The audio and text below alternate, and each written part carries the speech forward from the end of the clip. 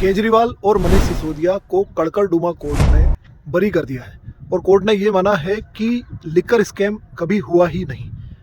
तो अब बात यह है कि एक्चुअल में स्कैम हुआ किसके साथ, यानी कि स्कैम हुआ क्या था।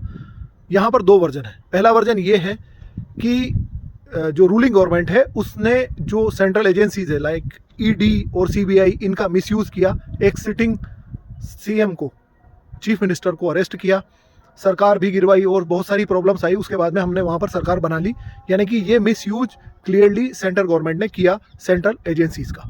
दूसरा वर्जन ये है कि जब आपके पास इतने हेवी, इतने हाई चार्ज करने वाले वकील हैं जो शायद एक मिनट के या शायद एक घंटे के 1 करोड़ रुपए तक ले रहे हैं, तो ऐसे वकील आपको किसी भी केस में हारने नहीं दे सकते। ये लगभग इम्पॉसिबल हो जाता है। तो इस लेवल के जब आपने वकील किए हैं तो इस तरह से दलीलों को पेश करते हैं कि केजरीवाल को बाइज्जत बरी किया जाना ही था। अब यहाँ सवाल ये आता है कि तो अगर कोर्ट ने ये माना है on the basis of evidences कि ये स्कैम हुआ ही नहीं, तो बात ये है कि स्कैम हुआ किसके साथ, यानी कि स्कैम अगर हुआ तो क्या था।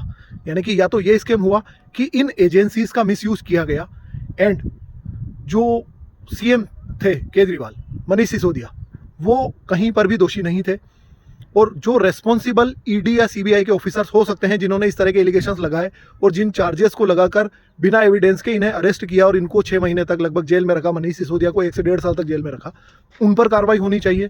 या फिर अगर स्कैम किया गया तो उनको जिन दलीलों के बेसिस पर खारिज कर दिया गया, ये सीधा सीधा मामला ये जाता है कि तो इसका मतलब जुडिशरी इसमें इन्वॉल्व है और जुडिशरी को भी पैसे पहुंचाए गए हैं, तो जुडिशरी को सेट कर लिया गया।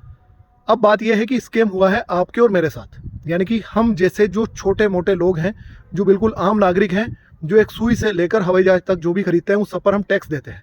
उस टैक्स के पैसे का मिसयूज़ हुआ है और एक्चुअल स्कैम ये है कि हम इसको डे बाय डे की कमेंट्री पढ़ते गए, हम न्यूज़ सुन रहे थे, हम इन सारी चर्चाओं को, इन सारे डिस्कशंस को सारे न्यूज़ चैनल पे सुन रहे थे और हम लोग बेवकूफ़ थे और एक्चुअल में ऐसा कुछ नहीं था, या ये अब ये पोर्ट्रे कर देंगे कि ऐसा कुछ हुआ ही नहीं।